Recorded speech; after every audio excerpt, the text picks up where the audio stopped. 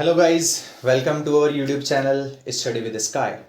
तो आज हम आगे अपने सम एप्लीकेशंस ऑफ ट्रिग्नोमेट्री पर आगे परस्यू करते हैं, जिसमें हमने 9 क्वेश्चंस तक कर लिए थे। Okay, so today we are going to go to do the 10th question. Okay, I have drawn this figure. 10th question का फिगर हमने ड्रॉ कर दिया है ताकि जल्दी टाइम कम से कम लगे, क्योंकि एक्चुअली क्या हो रहा है ना, वीडियोस थोड़ी लंबी हो जा रही हैं, फिर आप लोगों को देखने में थोड़ी वो लगता है ना, आलस हो जाता है कि हाँ लंबी वीडियोस हैं तो भाई ज़्यादा टाइम लगेगा। बट बिलीव मी, अगर आप 2x पे करके देखेंगे ना, अगर आपको स्लो लग रही हो स्पीड या ऐसा कुछ, एक्चुअली मुझे स्लो इसलिए पढ़ाना पड़ रहा है ताकि जो बच्चे थोड़ा कम कैचिंग पावर उनकी थोड़ी कम है तो वो अच्छे से समझ पाए आराम से।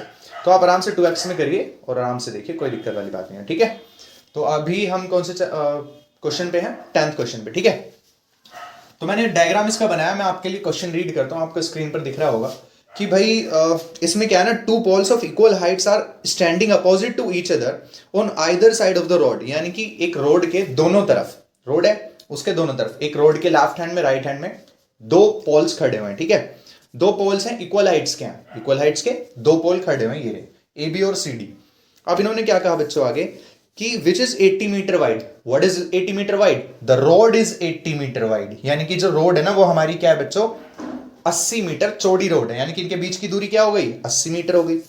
अब आगे सुने, from a point between them on the road, from a point between them on a road, on the road, यानी कि रोड के बीच में यहां पर एक ऐसा पॉइंट है ग्राउंड पर जहां से कुछ एंगल बन रहे हैं। ठीक है, देखो क्या कि angles of elevation of the top of the poles are 60 degree and 30 degree. अब आप देखो मेरी बात बच्चों कि एक पॉइंट इन दोनों के बीच में ना, एक ऐसा पॉइंट है जो कि टॉप ऑफ द टावर की तरफ, टॉप ऑफ द पोल्स की तरफ दो एंगल्स बना रहा है, 60 डिग्री और 30 डिग्री। तो इधर हमने बनाया 60 डिग्री और उधर बनाया 30 डिग्री। क्यों? क्योंकि मैंने पॉइंट को बेटा इधर की तरफ किया है। एकदम मिड में तो नहीं रखेंगे ना पॉइंट को, क्योंकि अलग अलग एंगल्स बन रहे हैं। अगर एकदम मिड में रखता ना मैं, तो सेम एंगल्स बनते दोनों तरफ। बनते या नहीं बनते? ठीक है,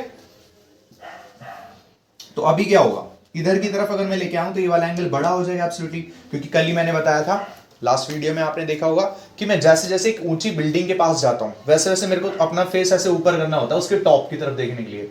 तो मेरा एंगल ना उतना ही बड़ा होता जा रहा है, ऐसे सोचो, है ना। और जितना मैं दूर से देख रहा हूं उस बिल्डिंग को, तो मैं उतना ही ऐसे सामने देख सकता हूं, तो एंगल उतना ही क्या हो गया है, छोटा हो गया है ऐसे करके। और जैसे ही मैं ऊपर, जितना ऊपर की तरफ देखूंगा एंगल वो बढ़ जाएगा। तो बेटा मैं जितना इस पोल के पास आ रहा हूं, ये पॉइंट जितना पास आएगा उतना ही एंगल बड़ा हो जाएगा और उधर की तरफ एंगल छोटा हो जाएगा। अंडरस्टैंड? तो ये 60 डिग्री और ये वाला कितना हुआ?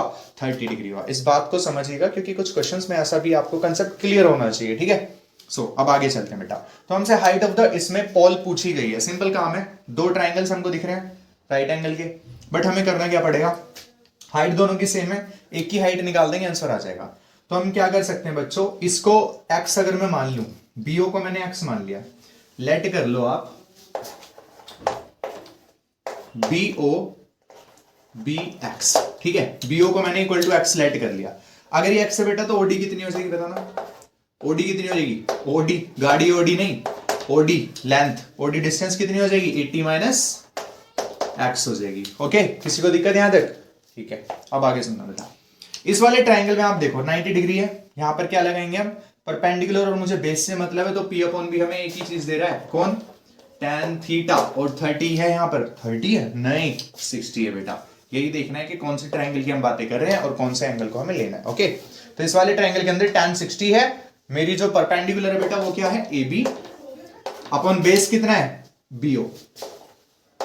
ओके, तो tan 60 की वैल्यू बताओ फटाफट। यस, √3 इक्वल्स टू AB कितना होगा? तो AB की वैल्यू मैंने क्या नाम मानी है? कुछ नहीं मानी, h मान लेते हैं। इसकी हाइट h मान ली तो इसकी हाइट भी कितनी हो जाएगी? h हो जाएगी। तो AB इज h। BO की वैल्यू कितनी होगी बच्चों? BO को मैंने अभी माना है x माना है। ठीक है, यहां से h की वैल्यू निकाल लो आप। तो h की जो वैल्यू आएगी बेटा वो आ जाएगी √3x। कितनी आ जाएगी? √3x आ जाएगी। किसी को दिक्कत यहां तक? Very good. अब मैं इस वाले ट्राइंगल से भी क्या करूंगा ना, इस वाले ट्राइंगल से भी h की वैल्यू फाइंड कर लूंगा। ओके, तो देखो नाउ इन ट्राइंगल CDO,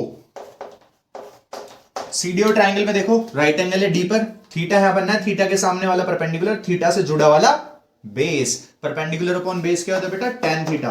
तो फिर से tan थीटा यानी कि tan 30 मुझे लगाना पड़ेगा, एंड tan 30 इक्वल्स क्या होता है? P upon B। P की वैल्यू कितनी है बच्चों? h। बेस की कितनी है बेटा? OD।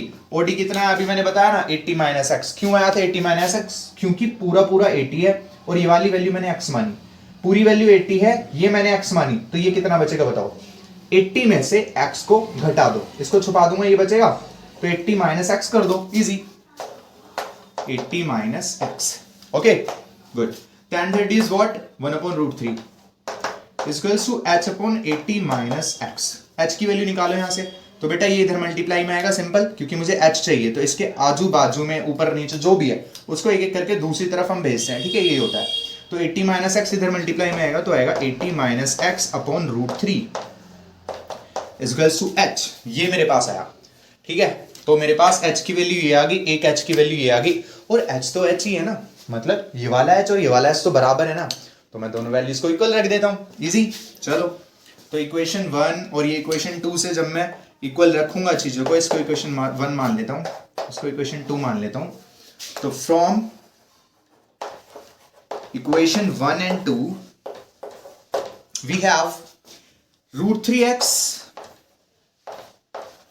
इज इक्वल्स टू, इधर h की वैल्यू क्या आई है 80 माइनस एक्स अपॉन रूट 3, ठीक है। रूट 3 को इधर मल्टीप्लाई में भेज दो आप, रूट 3 को इधर मल्टीप्लाई में भेजोगे तो रूट 3x हो जाएगा, यानी कि यहां पर आएगा रूट 3 इंटू रूट 3 क्या बनेगा बोलो 3, वेरी गुड। और ये x के आगे बेटा ये एज इट इज बाहर आ गया, इधर क्या है बच्चे 80 माइनस एक्स आ गया ना, ठीक है। चलो, तो यहां से वैल्यू क्या निकली x की, ये माइनस एक्स इधर आके क्या हो जाएगा प्लस का x हो जाएगा, तो 3x plus x equals to में क्या है 80, ठीक है। 3x प्लस एक्स 4x, तो 4x is equals to 80, 4x है, x की वैल्यू चाहिए तो 4 को नीचे लेके जाएंगे और x यहां से कितना आ जाएगा 80 बाय 4, दैट इज 4 2 जा 8, दिस विल बी 20 मीटर। तो x की वैल्यू मेरे पास 20 मीटर आई, और मैंने x किसको लेट किया था, लेट मी नो, x को मैंने क्या लेट किया था, x मैंने bo को लेट किया था, लुक इट हियर, bo की वैल्यू मैंने x लेट किया, ओके। तो ये मेरे पास x आ गया, बट मुझे थोड़ी ना ये चाहिए था, मुझे चाहिए height of the Paul, but height तो ये है। तो बच्चों ध्यान से देखो, आप फर्स्ट इक्वेशन को देखो, h is equal to root 3x है ना बेटा, तो हाइट की वैल्यू कितनी हो जाएगी, तो by putting it in equation this, हम लिखेंगे putting value of x in equation 1। Equation 1 में जब मैं वैल्यू पुट करूंगा तो h is equal to root 3x है, यानी कि रूट 3 इंटू एक्स की वैल्यू कितनी है 20, तो 20 रूट 3 हो जाएगा, ठीक है, 20 रूट 3 मीटर। एक क्वेश्चन इसमें और था, ठीक है, एक तो हाइट पूछी थी और इसमें ये भी पूछा था कि वो जो पॉइंट है ना वो इसके फुट से कितनी दूरी पर है, ठीक है। तो आंसर निकाल दे चुके हैं हम बस, बट हमें मेंशन करना बहुत जरूरी है। तो बीओ की वैल्यू अभी मैंने कितनी निकाली थी बच्चों 20, तो ये इस वाली हाइट आई मीन इस वाले पोल से तो 20 मीटर दूर है, तो इस वाले पोल से कितनी दूर हो जाएगा, टोटल के बीच की दूरी है 80, और ये वाली है 20, तो ये कितना हो जाएगा 60, ठीक है। तो कितने पॉइंट दूर है ये वाला बेटा, इससे है 20 मीटर दूर और इससे है 60 मीटर दूर, तो ये आप मेंशन कर सकते हो कि इसकी वैल्यू 20 और इसकी वैल्यू 60 है, ठीक है, कोई दिक्कत, बस ये था फाइनल, ओके थैंक यू। अगले क्वेश्चन पर चलते हैं। सो गाइस अब हम चलते हैं किस पे, क्वेश्चन नंबर 11 पे, ठीक है।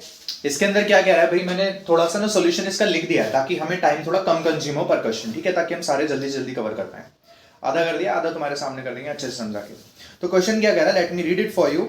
A TV tower stands vertically on a bank of a canal, vertically खड़ा भाई किसी बैंक कैनाल की बैंक पे, ठीक है, मतलब कि किनारे खड़ा है, किसी नदी टाइप की है कोई उसके। From a point on the other hand directly opposite to the tower, यानी कि इस टावर के डायरेक्टली अपोजिट साइड में, ये बीच में कैनाल हो गई, तो इसके डायरेक्टली अपोजिट साइड में से जो इसका एक एंगल ऑफ एलिवेशन बनना है वो 30 डिग्री बनना है, ठीक है। तो from the point on the other bank directly opposite the tower, the angle of elevation of the top of the tower is 60 degree, okay। कितना डिग्री बनना है यहाँ पर, अपोजिट में 60 डिग्री बनना है बेटा। And from another point 20 metre away from this point on the line joining this point to the foot of the tower, यानी कि बेटा 20 मीटर इससे भी दूर जो लाइन ज्वाइन कर रही है इसको, उस लाइन से 20 मीटर दूर एक और पॉइंट है जहां से एंगल ऑफ एलिवेशन हमारा 30 डिग्री बन रहा है, ठीक है। कह रहा find the height of the tower and width of the canal, आपको हाइट ऑफ द टावर बतानी है और विड्थ ऑफ द कैनाल बतानी है, okay. So height of the tower देखते हैं, हमने क्या किया बेटा, सबसे पहले इसमें हमें दिख रहे हैं कि दो राइट एंगल्स मिल रहे हैं, ठीक है। एक तो पहला ये ACB और एक ABD। तो जब मैंने ABC ट्राइंगल में देखा तो मुझे पता है कि 60 डिग्री इसके सामने वाला परपेंडिकुलर होगा और इससे जो टच हो रहा है ये वाला BC साइड, ये हमारा बेस होगा। तो परपेंडिकुलर अपॉन बेस क्या कहलाता है, tan थीटा आता है।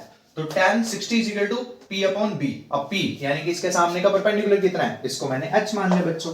देखो ऊपर क्या लिखा है मैंने कि let height of the tower be H metre, metre है ठीक है, H मीटर, H मीटर हमने इसकी हाइट मान ली। तो tan 60 is equal to P upon B। Base कितना है देखो, BC है ना बेस, तो P अपॉन B वैल्यूज रख दी। tan 60 की वैल्यू √30 √3 और H अपॉन BC। ओके, अब देखो H की वैल्यू में निकालूंगा तो BC मल्टीप्लाई में आ जाएगा नहीं इधर, तो H इज इक्वल टू क्या आ जाएगा, √3BC। ओके, इसको इक्वेशन 1 माना। आगे हमने देखा बड़े वाले ट्रायंगल में बच्चों, ABD ट्रायंगल के अंदर, ABD ट्रायंगल में देखूंगा तो tan 30 लगेगा। ओके, तो tan 30 is equal to AB upon BD। क्यों, देखो इसके सामने परपेंडिकुलर AB और बेस BD, ठीक है, तो AB अपॉन BD। tan 30 की वैल्यू बताओ, 1 upon √3, 1 upon √3 is equal to AB की वैल्यू कितनी बेटा, क्या लेट किया हाइट हमने, H लेट किया, तो H upon BC plus CD। क्यों लिखा मैंने ऐसे, क्या मैं बेस को पूरा BD नहीं लिख सकता था, BD नहीं लिख सकता था, लिख सकता था, बट मैंने BD को तोड़कर DC प्लस BC लिखा, DC प्लस BC लिखा, ये देखो DC प्लस BC लिखा ना। क्यों लिखा, क्योंकि मेरे को इसकी वैल्यू पता है, इसकी नहीं पता, और BC के टर्म में हमने यहाँ पे भी एक H की वैल्यू निकाली है, H की वैल्यू यहाँ पे भी BC के टर्म में, तो H की वैल्यू हमने यहाँ पे भी देखो BC के टर्म्स में चेंज कर दी, और CD की वैल्यू तो बेटा मुझे गिवन है 20। तो आगे मैंने इस चीज को यहाँ पर लिखा, 1 अपॉन √3 कहां से आया, ये रहा, H upon BC plus CD की जगह मैंने 20 रख दिया, क्योंकि CD की वैल्यू मुझे 20 गिवन है, यहाँ रख दी। इधर इसको भेज दिया इधर, तो 1 में आके मल्टीप्लाई हो जाएगा, तो BC प्लस 20 यहाँ आ गया अपॉन में √3, दिख रहा है।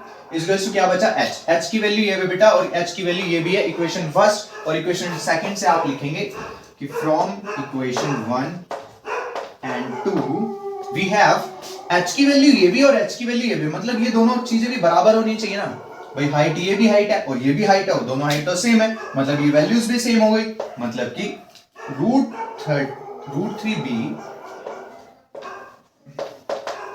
√3BC will be equal to BC plus 20 upon √3, ठीक है, गुड। इसको इधर मल्टीप्लाई में भेजो जरा, तो √3 इधर मल्टीप्लाई में आएगा, तो √3 इंटू √3 क्या बन जाएगा, 3 बन जाएगा, वेरी गुड। तो 3BC equals to, this is 3BC equals to BC plus 20। Okay, BC इधर आएगा बेटा माइनस में, तो 3BC माइनस BC कितना बचेगा, 2BC बचेगा। किसी को दिक्कत, क्योंकि BC इधर आएगा तो माइनस हो जाएगा, 3BC में से 1BC गया, 2BC बचे, सिंपल। इस में क्या बचा बेटा, प्लस का 20, ये प्लस का 20 ये लिख दिया मैंने, तो BC की वैल्यू कितनी आ जाएगी, 20 अपॉन 2 से कटेगा tan आया, तो BC की वैल्यू tan मीटर आ गई, कितनी आ गई मेरे बच्चे, tan मीटर आ गई, इसकी वैल्यू आ गई हमारे पास tan मीटर, ठीक है। ओके, किसी को दिक्कत, गुड। अब हमसे कह रहा है आगे कि AB यानी कि हाइट कितनी होगी, हाइट बताओ मुझे फटाफट कितनी होगी, तो हाइट की वैल्यू कितनी है, √3BC है, तो पुटिंग इन इक्वेशन 1, इक्वेशन 1 में मैं पुट करूंगा तो H इक्वल टू मेरे पास √3BC, और BC की वैल्यू कितनी है बेटा, tan मीटर, तो कितना आ जाएगा, tan √3 मीटर, आ गई हाइट हमारे पास, ठीक है। Okay, good. ओके बच्चों, तो जो हमारी विड्थ ऑफ कैनाल है वो आ गई है BC यानी कि tan मीटर, और जो हमारी हाइट है बच्चों इसकी वो आ गई है कितनी, tan √3। तो दोनों आंसर्स हमारे पास हैं, चलते हैं नेक्स्ट क्वेश्चन के ऊपर। सो गाइस चलते हैं अब हम क्वेश्चन नंबर 12 पे। ओके, तो इसका डायग्राम मैंने ड्रॉ कर दिया आपके लिए, क्वेश्चन समझना बेटा कि from the top of a 7 metre high building, एक 7 मीटर हाई बिल्डिंग है, ठीक है, इसके टॉप से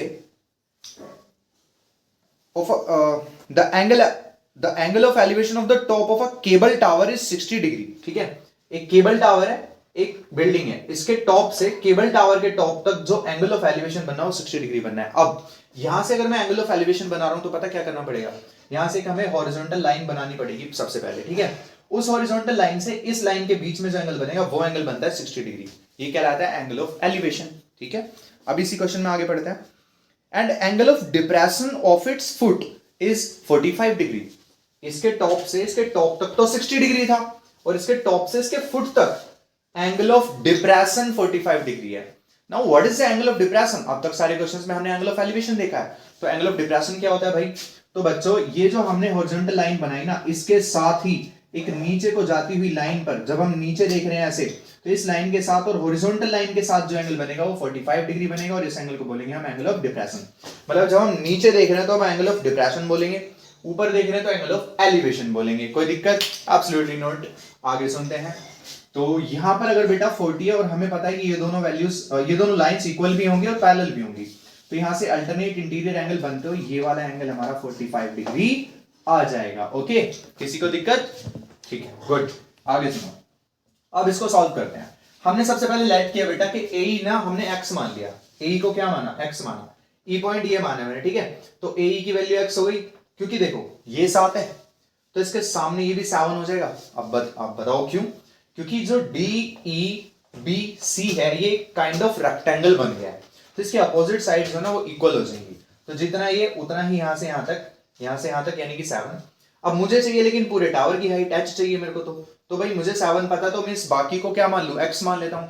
इसको x मान लूंगा तो x प्लस 7 मेरा आंसर हो जाएगा, हाइट आ जाएगी। तो हाइट ऑफ द टावर क्या होगी बेटा? ए बी पूरी, और इज इक्वल टू किसके? 7 प्लस x मीटर्स। अब देखते हैं in triangle DCB, DCB triangle में देखो आप डीसीबी, पता है क्यों? इसका भी मैं जवाब देता हूं, ध्यान से सुनना। यहां पर आपको कितने राइट एंगल ट्राइंगल दिख रहे हैं? अब आप देखो, ध्यान से देखो। पहले तो DAE दिख रहा है, ठीक है, ये 90 डिग्री बन रहा है। अब आप कहोगे ये भी तो एक, कहां देखो ध्यान से, ये ज्वाइन है? नहीं है, ठीक है। इसे देखो जरा, ये एक राइट एंगल ट्राइंगल बन रहा है, बिल्कुल बन रहा है। आप कहोगे DEB भी तो बन रहा है भैया, DEB ये भी तो राइट एंगल है, तो बेटा आप इसमें भी लगा सकते हो, बट क्योंकि ये और ये दोनों ट्राइंगल ही कॉन्ग्रुएंट है तो हम किसी में भी एक में लगाकर अपना काम कर सकते हैं, ठीक है। तो मैं DCB में लगा रहा हूं, ठीक है बच्चों। तो एक तो DCB को यूज करूंगा और DEA को यूज करूंगा, ठीक है। सुनना, DCB in triangle DCB tan 45 लगेगा, tan 45 इसके सामने वाला परपेंडिकुलर और इसके नीचे वाला बेस, इसके साथ वाला ये बेस, तो 7/BC हो जाएगा। DC/BC लिखा, फिर 7/BC हो गया। tan 45 की वैल्यू 1, BC इधर आया तो BC इक्वल टू क्या हो गया बेटे? 7 हो गया। तो BC की वैल्यू मेरे पास कितनी आ गई? 7 मीटर आ गई अगेन। नाउ अब हम ये चीज देख सकते हैं क्योंकि मैंने बोला था ये एक रेक्टेंगल बनना है, ऐसे देखो। तो BC की जो वैल्यू वो DE के बराबर आएगी, जितनी ये उतनी साइड ये हो जाएगी। BC 7 है तो ये भी कितनी हो जाएगी? 7 हो जाएगी। इस चीज को मैं यूज करूंगा DEA ट्राइंगल के अंदर। DEA या फिर ADE ट्राइंगल लिख लो। tan 60 कितना होगा बेटा? tan 60 के सामने वाली साइड कौन सी होगी? ये वाली AE, और AE की वैल्यू क्या लेट की है मैंने? x, तो x अपॉन बेस कितना है मेरे बच्चे? DE। tan 60 की वैल्यू बताओ बेटा आप फटाफट। तो √3 इज इक्वल्स टू क्या होता है? x upon DE। कोई दिक्कत? ठीक है, गुड। तो x की वैल्यू यहां से क्या आ जाएगी? DE इधर आ जाएगा मल्टीप्लाई में, ठीक है। तो DE √3 हो जाएगा। किसी को दिक्कत यहां तक? गुड। अब मुझे बताओ कि DE की वैल्यू क्या मानी मैंने? BC के बराबर, और BC की वैल्यू कितनी है? 7। तो DE के पुट कर दो, क्योंकि DE बराबर है BC और BC की वैल्यू 7, मतलब DE की वैल्यू भी क्या हो गई? 7 हो गई। तो इसकी वैल्यू क्या आ गई? DE 7 आ गया, तो 7√3। तो x की वैल्यू कितनी आई मेरे पास? 7√3 आई। बट मुझसे पूरी हाइट पूछी है, which is AB, which is H, which is equals to x plus 7, और x की वैल्यू जब मैं रखूंगा 7√3, तो 7√3 प्लस 7, ओके। 7√3 पहले प्लस 7 में से 7 में कॉमन ले सकता हूं, तो √3 प्लस 1 बचेगा, and this is my right answer. Understand? I hope you understand it. चलते हैं अगले क्वेश्चन के ऊपर। सो गाइस अब हम चलते हैं 13 क्वेश्चन पे। हालांकि 13 क्वेश्चन काफी इजी है, तो आप लोग इसको खुद ही अटेम्प्ट करने की कोशिश करें, बट मैंने फिर भी क्वेश्चन करा दिया है ताकि किसी अगर बच्चे को दिक्कत होती है तो आराम से देख सके सॉल्यूशन, ठीक है। तो ध्यान से देखना बेटा, इस क्वेश्चन में क्या क्या रहा है ना कि एक 75 मीटर हाई लाइट हाउस है। From the sea level the angle of depression of the two ships are 30 degree and 45 degree. दो शिप्स का जो एंगल बनना है वो 45 डिग्री बनना है और एक बनना है 30 डिग्री, ठीक है बच्चों। अब ये कह रहा है कि behind the other on the same side of the lighthouse, same side ही है यानी कि दोनों बोट इधर की तरफ है, ओके। तो find the distance between the two ships, ships के बीच की डिस्टेंस बतानी है। शिप ये है, इनके बीच की डिस्टेंस यानी कि CD की वैल्यू मुझे निकालनी है, CD निकालना है। तो दो ट्रायंगल दिख रहे हैं, सिंपल लगाना है ABC के अंदर। इन ट्रायंगल ABC tan 45 बनना है, tan 45 के सामने P/B, बेस क्या होगा? BC होगा, 7/BC। BC को इधर लेके आएंगे, tan 45 की वैल्यू 1 है, BC इधर लेके आएंगे तो 75 हो जाएगा BC की वैल्यू हो गई 75 बेटा। अब हम अगले ट्राइंगल में देखते हैं, ABD ट्राइंगल में, पूरे बड़े ट्राइंगल में देखेंगे। तो बड़े ट्राइंगल के अंदर जब हम देखेंगे तो tan 30 equal to 75 upon BD आ रहा है। कैसे? ABD tan 30 इसके सामने पूरा परपेंडिकुलर और पूरा बेस BD, तो 75 अपॉन BD हो जाएगा। ओके, 75 अपॉन BD, tan 30 की वैल्यू क्या हो गई 1 upon root 3 equal to 75 upon BD इधर लेके आएंगे और इसको इधर लेके जाएंगे, यहाँ पे क्रॉस मल्टीप्लाई करेंगे मतलब, तो BD की वैल्यू क्या हो जाएगी रूट 3 और 75 रूट 3 हो जाएगा। नाउ मेरे पास BD की वैल्यू आ गई, देखो BD की वैल्यू आ गई, लेकिन मुझे चाहिए CD, तो BD में से मैं BC को घटा सकता हूं, BC भी आ चुका है मेरे पास, तो मैं BD को क्या लिखूंगा या फिर मैं CD को क्या लिखूंगा बताओ? CD को मैं लिखूंगा BD में से BC घटा दो, पूरे BD में से BC घटा दो, CD आ जाएगा। तो BD में से BC घटा दिया, CD आ गया, कोई दिक्कत? BD की वैल्यू 75 रूट 3 और BC की वैल्यू बेटा 75, तो माइनस 75 दिख रहा है, 75 कॉमन है, बाहर निकाल लिया, यहां से बचा रूट 3 और यहां से बचा 1। This is the right answer of your distance between the two ships. Okay, खुद अटेम्प्ट करना, स्किप कर देना इसको, ठीक है? ओके, चलते हैं अगले क्वेश्चन पे। सो गाइस, अब हम चलते हैं अपने बैलून वाले क्वेश्चन पे, यानी कि क्वेश्चन नंबर 14 पर। ठीक है, ये क्वेश्चन क्या कह रहा है ना बच्चों कि एक 1.2 मीटर टॉल लड़की है। अब वो लड़की क्या करती है बच्चों, एक बैलून को देखती है, ठीक है? वो बैलून पर जब एंगल बनता है उसकी आईज से, एंगल ऑफ इंक्लिनेशन जो बनता है वो 60 डिग्री बनता है। ओके, और जब वो बैलून थोड़ी देर बाद, कुछ टाइम बाद जब वो उड़कर दूर चला जाता है, तब उसकी आईज से जो एंगल ऑफ एलिवेशन बनता है वो 30 डिग्री बनता है। ठीक है, तो हमसे पूछ रहा है कि उस बैलून ने कितनी डिस्टेंस तय की। ठीक है, तो बैलून पहले यहां था, यानी कि C पॉइंट तक, अगर मैं ग्राउंड के रेस्पेक्ट से देखूं, और अब ये वहां पहुंच गया, यानी कि अब D पॉइंट पर पहुंच गया, तो मुझे CD की वैल्यू निकालनी है। ओके, CD अगर मुझे निकालना है और मेरे पास ये सारी वैल्यूज गिवन है और इसकी हाइट मुझे गिवन है बैलून की ग्राउंड से, और ग्राउंड से इस लड़की की हाइट कितनी है 1.2 और ग्राउंड से इसकी हाइट कितनी है 88.2, तो यहां से यानी कि इसकी आईज से इस तक की डिस्टेंस कितनी हो जाएगी? मैं बेटा 88.2 में से अगर इस 1.2 को घटा दूं, 88.2 में से 1.2 को घटा दूं तो ये आ जाएगा ना, तो 88.2 माइनस 1.2 करके 87 आया AC यहां से यहां तक की डिस्टेंस, और AC किसके बराबर है? ED के बराबर है। किसी को दिक्कत यहां तक? ठीक है, ये चीज बहुत इंपॉर्टेंट है इस क्वेश्चन में। ठीक है, ये ध्यान देने वाली बात है कि 1.2 को हमें माइनस जरूर करना है 88.2 में से। ओके, तो मुझे क्या निकालना है बेटा? डिस्टेंस जो तय की है इसने वो CD तय की है, CD मुझे निकालना है। इन ट्राइंगल ABC देखो, ABC ट्राइंगल में tan 60 क्या होगा? AC अपॉन BC, tan 60 की value root 3, AC upon BC, AC की वैल्यू मेरे पास कितनी है 87 है, अभी निकाली ना 87 यहां पुट की, BC निकालूंगा तो रूट 3 अपॉन में आ जाएगा, BC इधर आएगा, तो 87 upon root 3। Now in triangle ED and B, इस ट्राइंगल में देखूंगा तो tan 30 लगेगा और इसके सामने परपेंडिकुलर आएगी ED और बेस आएगा बेटा पूरा यानी कि BD, तो tan 30 equal to ED upon BD आ जाएगा। tan 30 की वैल्यू 1 अपॉन रूट 3, ED की वैल्यू कितनी है? देखो अभी बताया था ना ED और AC बराबर है, 87 है। ठीक है, तो 87 अपॉन BD पूरा आ गया। BD की वैल्यू अगर मैं निकालूंगा तो क्रॉस मल्टीप्लाई करूंगा, तो BD इधर रूट 3 इधर, तो 87 रूट 3 आ गया। अब मुझे ध्यान से देख के बताना कि अगर मुझे CD चाहिए तो मैं BD में से BC घटा दूं, CD आ जाएगा।